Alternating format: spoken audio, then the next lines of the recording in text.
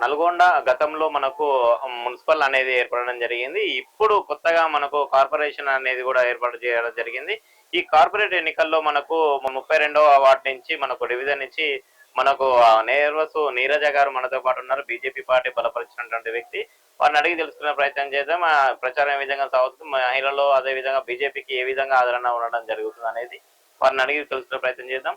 Madam, ముందుగా మీ రాజకీయ ప్రస్థానం ఏ విధంగా కొనసాగడం జరిగింది? అదే విధంగా మీకున్నటువంటి రాజకీయ బ్యాక్‌గ్రౌండ్ ఏంటి? ముందుగా 32వ డివిజన్ ఓటర్ మహాశయులందరికీ నమస్కారాలు తెలియజేస్తున్నాను. మరి రాజకీయ బ్యాక్‌గ్రౌండ్ అంటే నేను గత 15 సంవత్సరాలుగా భారతీయ జనతా పార్టీకి పనిచేస్తున్నాను. మరి నాకు ఈ ఫస్ట్ సారి నాకు మేయర్ మీద నన్ను పోటీకి వెళ్ళమని మా పార్టీ వాళ్ళు చెప్పడం నాకు చాలా సంతోషంగా కలిగించింది నాకు. అంటే మేయర్ అభ్యర్థి మీద ఒక అధికార పార్టీ, అదే విధంగా ఒక మేయర్ అభ్యర్థి అయినటువంటి వ్యక్తి మీద మీరు పోటీ చేస్తున్నారని ఏ విధంగా చూస్తున్నారు? ఎలా ఫీల్ అవుతున్నారు? అంటే మీరు ఎదుర్కొని ఆ అభ్యర్థిని ఎదుర్కొని మీరు గెలుస్తారని భావించవచ్చు అంటారా? నేను ఈ విషయాన్ని చాలా ఛాలెంజింగ్ గా తీసుకున్నాను. ఎందుకంటే మా పార్టీ చరిత్ర చూస్తే కనుక 2 ముఖ్యమంత్రులను ఓడించిన ఘనత మా బీజేపీ పార్టీకి ఉంది ఇప్పుడు. అదే విధంగా అదే రీతిలో ఆలోచిస్తూ నేను కూడా ఒక ఛాలెంజింగ్ గా తీసుకుని నేను వార్డులో అంటే డివిజన్ లో ప్రచారానికి తిరుగుతున్నాను. మరి ప్రజల ఆదరణ కూడా చాలా బాగుంది నాకు. అంటే వాళ్ళు ఇంతవరకు బీజేపీ అక్కడ కూడా మన సంఘం వాళ్ళైతే ఏంటి అందరూ మనకి మంచిగా సహకరిస్తున్నారు. మీరు కొత్త కదా వార్డుకి అనేది, మీకు వచ్చేసేమో మీ వార్డు వేరే వార్డు అన్న డివిజన్. ఇప్పుడు 32వ డివిజన్ అనేది మీకు కొత్త.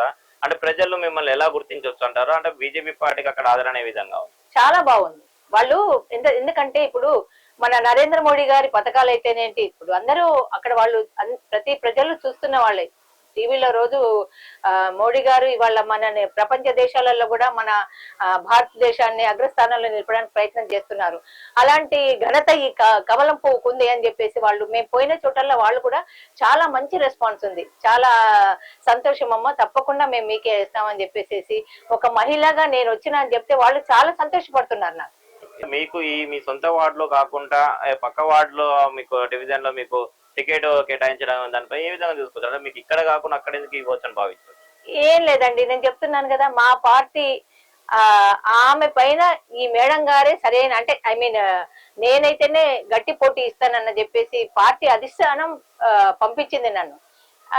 అదే అంటే అక్కడ ఉన్నటువంటి నాయకులకు ఆర్థిక బలం కావచ్చు, అండదాయండ కావచ్చు, అదే విధంగా మనకు అధికార పార్టీ ఉన్నది. అదే విధంగా గతంలో కూడా అధికార పార్టీ ఎవరికైతే ఉందో వారు కూడా అక్కడ పోటీ చేయడం జరుగుతుంది. అంటే వీళ్ళందరినీ ఫేస్ చేసుకున్న ఆర్థిక బలం కావచ్చు, అండదండ ధైర్యం కావచ్చు, అదేవిధంగా నాయకుల అండదండ ధైర్యంతో మీరు ఫేస్ చేయాలని ఎలా ఫేస్ చేస్తారు మీరు? నేను దాన్ని చాలా స్పోర్టివ్ గా తీసుకుంటున్నానండి. ఎందుకంటే ఇవాళ డబ్బు, ఒకవేళ వాళ్ళు ఎంత డబ్బులు గుమ్మరించి డబ్బులు ఇచ్చేసి వాళ్ళు ఓట్లు కొనుక్కున్నా కూడా అవి జనాలలో కూడా ఒక అవగాహన అనేది వచ్చింది. ఇవాళ వాళ్ళు ఇచ్చే ఎంత ఇస్తారో, ఒక 3,000 కానీ 5,000 కానీ ఎంత ఇచ్చినా కూడా అవి ఇవాళ రేపు ఏందండి, ఒక 500 నోట్ పట్టుకొని పోతే ఒక గంటలో, ఒక నిమిషంలో ఇచ్చేస్తున్నారు. అటువంటిది వీళ్ళు ఇప్పుడు వాళ్ళు ఇచ్చిన పైసలు ఎన్నాళ్ళు మనకు ఉంటాయని చెప్పేసి ఓటు విలువ తెలుసుకుంటున్నారు జనాలు. నోటుకు ఓటు గురించి అమ్ముడు పోవట్లేదు. ఓటు విలువ తెలుసుకొని వాళ్ళు ఎవరికి ఓటేయాలని చాలా ఆలోచిస్తున్నారు. ఎందుకంటే నేను ఈ వాళ్ళలో గమనించింది ఏంటంటే ప్రతి వాళ్ళు బీజేపీ పార్టీ రాగానే, వాళ్ళు బీజేపీ వాళ్ళ కార్యకర్తలు రాగానే కొంచెం హ్యాపీగా ఫీల్ అవుతున్నారు. అంటే మీరు ఆ వార్డులో, మీరు ఆ డివిజన్ లో మీరు ప్రచారం అనేది కొనసాగించడం జరుగుతుంది కదండి. మరి ఆ డివిజన్ లో మీకున్న, అంటే మీ దృష్టికి వచ్చినటువంటి సమస్యలు ఏమైతే ఉన్నాయో అవి? సమస్యలు అంటే జనరల్ గా మేము అభివృద్ధి చేశామని గత 10 సంవత్సరాల కిందట టిఆర్ఎస్ అట్లాగే చెప్పింది. ఇవాళ ఈ వచ్చిన కాంగ్రెస్ ప్రభుత్వం ఇవన్నీ అబద్ధపు బూటకు మాట్లాడండి అవన్నీ. ఎందుకంటే టిఆర్ఎస్ హయాంలో ఓన్లీ మెయిన్ రోడ్స్ బాగుపడ్డాయి. లోపల ఒక్కసారి వార్డ్స్ లలో పోయి చూస్తే అదేంటి, మనం ఎంతవరకు బాగు చేస్తామనేది వాళ్ళు ఒక్కసారి గుండె మీద చేతులు వేసుకొని చెప్పాలి. ఇప్పుడు మేము ఈ ప్రచారాలలో గొప్పలు చెప్పుకోవడం కాదు ఎవరైనా. నేను వార్డు, ఎందుకంటే నాకు కొత్త వార్డు అయినా కూడా నేను ఒకసారి తిరిగి చూస్తే నాకు చాలా బాధ అనిపించింది. అక్కడన్నీ కొంచెం ఓపెన్ డ్రైనేజీలు కూడా ఉన్నాయి కొన్ని, మరి వాటి మీద అయితే శ్రద్ధ పెట్టినట్టుగా అనిపించలేదు నాకు.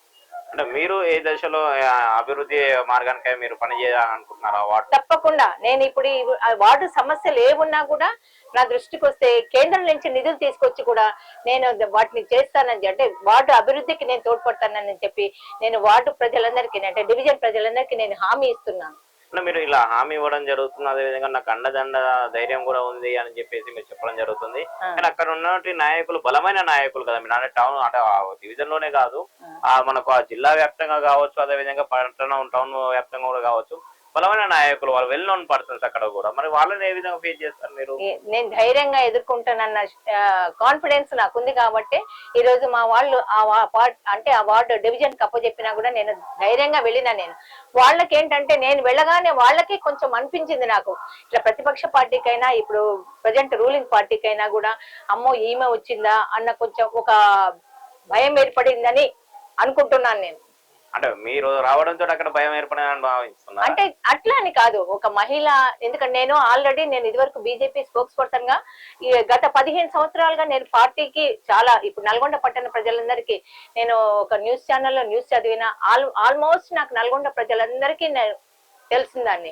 అదే నేను వెళ్తే కూడా వార్డులోకి వెళ్తే, అయ్యో నీరజ నువ్వు ఇక్కడి నుంచి చేస్తున్నావా అని నన్ను అడిగిన నా ఫ్రెండ్స్ చాలా మంది ఉన్నారు ఆ వార్డులో. అదే నా కాన్ఫిడెన్స్, ఇంకా వాళ్ళందరూ అడిగేసరికి ఇంకా నాకు కొంచెం అదొక రకంగా నాకు చాలా సంతోషం అనిపించింది. అదే విధంగా ఇప్పుడు మీకు అంటే మీ ఫ్యామిలీ బ్యాక్గ్రౌండ్ ఏదైతే ఉందో మీకు ఏ విధంగా సహాయ సహకారం అందిస్తున్నా, ఏ విధంగా సపోర్టింగ్ ఉంది అన్నట్టు, అంటే మీ పిల్లలకు కావచ్చు, సార్ విషయంలో కావచ్చు, ఏ విధంగా మీకు సపోర్టింగ్ అనేది ఉండడం ఉంది? సపోర్టింగ్ ఉంది. మా సార్ కూడా మంచిగా, మా పిల్లలు కూడా నాకు కోఆపరేట్ చేసి తిరుగుతున్నారు. కాకపోతే మంది మార్బలంతో తిరిగిది అది కాదు మనం చెప్పుకునేది. నేను ఇవాళ నరేంద్ర మోడీ గారి పథకాలు ప్రజల్లోకి పంచుతూ, నేను అందరు డబ్బులు పంచుతారు, ఇప్పుడు ఓట్ల సమయంలో అందరు డబ్బులు పంచుతూ వాళ్ళ యొక్క గెలుపు గురించి వాళ్ళు ట్రై చేస్తున్నారు. కానీ ఈ రోజు ప్రధానమంత్రి నరేంద్ర మోడీ గారి పథకాలను నేను అందరికి పంచుతూ వాళ్ళకి షేర్ చేసుకుంటూ నేను ఈ రోజు బీజేపీ పార్టీ నుంచి గెలవాలన్న దృక్పథంతో నేను తిరుగుతున్నాను. అంటే ఆ డివిజన్ లో ఉన్నటువంటి ప్రజలకు అందరికీ మీరు నేరుగా వెళ్లి కలవడం జరుగుతుందని చెప్తున్నారు కదా. నేను నా విషయం ఏంటంటే అసలు కొంతమందికి మీరు తెలుసని నేను భావిస్తున్నాను, దానికి మీరు ఏం చెప్పాలనుకుంటున్నారు? కొంతమంది తోటి పక్కన కొంతమందికి తెలుస్తుంది, అట్లా ఇంకొంతమందికి తెలుస్తుంది, అట్లా వార్డు మొత్తము. నేను అసలు పోయినప్పుడు పలానా నీరజాట ఎవరని అడిగారు. నేను మళ్ళీ స్టిక్కర్స్ వేసి వాల్ పోస్టర్లు అవి ఇవి అన్ని వేసుకున్నాక, ఓహో మీరేనా, ఇంత కొంతమంది నన్ను అడిగిన వాళ్ళు కూడా ఉన్నారు, బీజేపీ వాళ్ళు ఇంకా వస్తలేరేందా అని చూస్తున్నామని చెప్పని అన్నారు. నేను వెళ్ళి తర్వాత వాళ్ళకి తెలిసింది బీజేపీ పార్టీ, ఓహో ఈ అమ్మాయి ఏమే ఒక మహిళ అని నేను అన్నాను. వాళ్ళకి మహిళగా నేను తెలిసిన వాళ్ళకి ఓకే, తెలియని వాళ్ళకి నేను చెప్పుకున్నాను. నేను మీ పార్టీ సీనియర్ నాయకుల సపోర్ట్ కావచ్చు, అదే విధంగా జిల్లా నాయకులు కావచ్చు, అంటే వాళ్ళ సపోర్ట్ మీకు ఏ విధంగా ఉందండి? తప్పకుండా మా సీనియర్ నాయకులు కూడా నాకు కోఆపరేట్ చేస్తూనే ఉన్నారు. కాకపోతే మా లీడర్లు కూడా ఎవరో ఒకళ్ళు వస్తూనే ఉంటారు, వచ్చి వార్డులో సభలు నిర్వహించడం అవి చేస్తాను. ఇంకా 3 రోజులు సమయం ఉంది కదా మనకి. తప్పకుండా నేను మళ్ళీ వార్డు సభ పెట్టి, నేను డివిజన్ లో ఒక మీటింగ్ పెట్టి, నేను మా పెద్దవాళ్ళందరూ కూడా వస్తారు. నాకు అందరి సపోర్ట్ బాగానే ఉంది, పార్టీ పెద్ద నాయకులందరిది ఉంది. చివరగా మీరు మీ డివిజన్ ప్రజలకు ఏం చెప్పాలనుకుంటున్నారు? మాకు ఏం లేదండి, నేను ఒక్కటే విషయం చెప్తున్నాను. నన్ను ఆదరించి, నన్ను ఆశీర్వదించి, నన్ను గెలిపిస్తే గనక వార్డు డివిజన్ ని నేను ప్రధానమంత్రి దగ్గర నుంచి నిధులు తీసుకొచ్చి నేను వార్డు నేను అభివృద్ధి చేస్తానని చెప్పేసి, నేను నా 32వ డివిజన్ ప్రజలందరికీ కూడా మీ ఎంఎస్ న్యూస్ తరఫున నేను తప్పకుండా నేను చేస్తానని చెప్పేసి వాగ్దానం చేస్తున్నాను. చూసారు కదండి, ప్రస్తుతం మనతో పాటు నీరజ గారు మాట్లాడడం జరిగింది. అదే విధంగా వారు 32వ వార్డు డివిజన్ నుంచి వాళ్ళు పోటీ చేయడం జరుగుతుంది. ఎవరైతే మేయర్ అభ్యర్థి ఉన్నారో వారిపై వారు బలమైన పోటీ ఇస్తానని చెప్పేసి వాళ్ళు తెలియజేయడం జరుగుతుంది. అదే విధంగా నాకు అక్కడ మహిళని గతంలో కూడా బీజేపీ పార్టీ నాయకురాలుగా కొనసాగడం జరిగింది. అదే అనేక పదవులు అనేది నేను పొందడం జరిగింది. నాకు మహిళల్లో ఆదరణ కూడా చాలా అద్భుతంగా లభిస్తుందని చెప్పి వాళ్ళు తెలియజేయడం జరుగుతుంది. కావున నేను అక్కడ పోటీ చేయడంతో అక్కడ ఎవరైతే అధికార పార్టీ ఉన్నారో, అదే విధంగా ప్రతిపక్ష పార్టీ వాళ్ళు ఉన్నారో వాళ్ళలో కూడా ఒక చర్చ అనేది కొనసాగుతుందని కూడా వాళ్ళు తెలియజేయడం జరుగుతుంది. కెమెరామెన్ మురళితో రిపోర్టింగ్ మహేష్.